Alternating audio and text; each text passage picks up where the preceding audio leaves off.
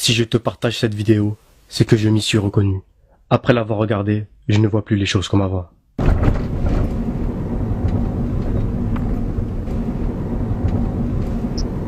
On est dans une situation critique, ya Ikhwan. On est dans une situation de cancer, de phase finale du cancer de la foi, ya Ikhwan. Sauf qu'on s'en rend même pas compte, c'est ça le plus grave. On est dans une situation urgente.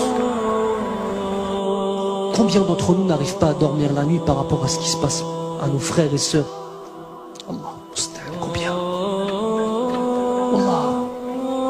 Même al-mahabba, même le lien d'amour, fils Abilillah, il a tellement disparu à ce point-là. À ce point-là qu'on est sur Facebook, on voit un truc, on voit une vidéo avec nos frères et sœurs qui se font massacrer. Ah, rahimahumullah. Et 5 minutes après, on est en train de bahak avec quelqu'un au téléphone. Nos cœurs, ils sont morts à ce point-là, subhanallah. Au point que si quelqu'un, on ne le connaît pas, on ne sait pas l'aimer. C'est ça l'amour, fils Abilillah. Aimer pour Allah, c'est réussir à aimer quelqu'un que tu n'as jamais vu de ta vie, Yahri. Parce qu'il a une foi qu'il partage avec toi, qui est la chose la plus importante. Est-ce qu'on pense, ne serait-ce que dans nos doigts, à faire des doigts pour nos frères et sœurs à travers le monde? Partout. Est-ce que quand on voit ce qui se passe, nos cœurs ils se retournent? Est-ce qu'on a peur pour nos frères qui se fassent tuer dans la rue? Est-ce qu'on a peur pour eux? Est-ce que quand tu vas rentrer, est-ce que quand je vais rentrer chez moi avec ta femme, elle va voir ton visage, elle va dire qu'est-ce que t'as, ya Habibi? Qu'est-ce qui se passe? Tellement ça va se voir sur nos visages. Quand tout ça, c'est notre relation avec Allah Azza wa Jal qui n'est pas assez forte, ni plus ni moins. Ni plus ni moins que ça. On est loin, ya Ikhwan. On est extrêmement loin. Extrêmement loin. C'est un musulman, même si un bébé, bon, je vais pouvoir dire, ça m'énerve. Tu vas pas tuer le bébé quand même? Moi, je tue le bébé. Moi, je tue le bébé. Mais un bébé de 2 ans, par exemple. Moi, je le tue. Mais 1 an, même si avec les femmes avec des grossesses, moi, je le tue. Si le musulman ne parte pas dans le kilomètre 5, nous les Antilles, on doit aller pour venir tout le reste des musulmans là-bas pour manger. Parce que le musulman c'est bon pour manger. Parce qu'il avait beaucoup de têtes, donc il faut manger comme ça. Bon.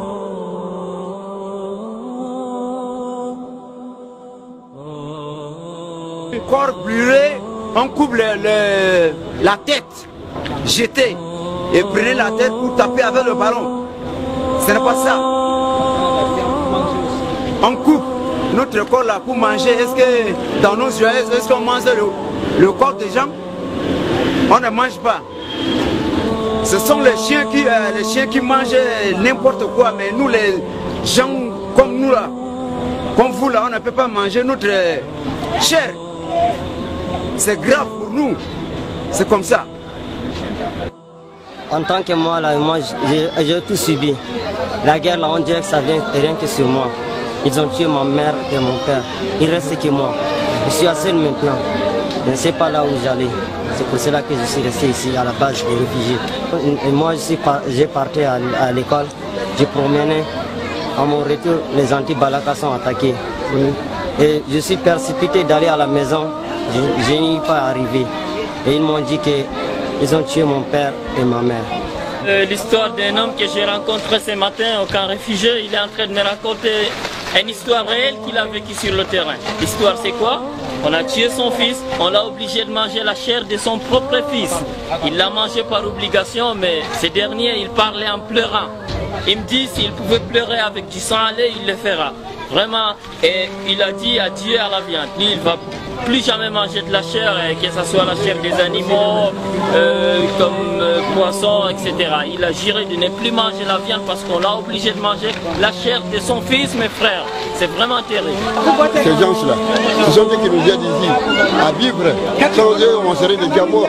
Parce que les vivres ils nous amènent des vivres chaque fois. Nous mangeons grâce à eux une fois par jour. Mais ça ne nous dérange pas. L'essentiel c'est de vivre. Mais seulement, nous remercions beaucoup l'opinion internationale ainsi que les bienfaiteurs. Nos bienfaiteurs que vous êtes. Alors nous vous encourageons de continuer à agir de la même façon pour ne pas que nous mourions de faim. Parce que nous venons de très loin.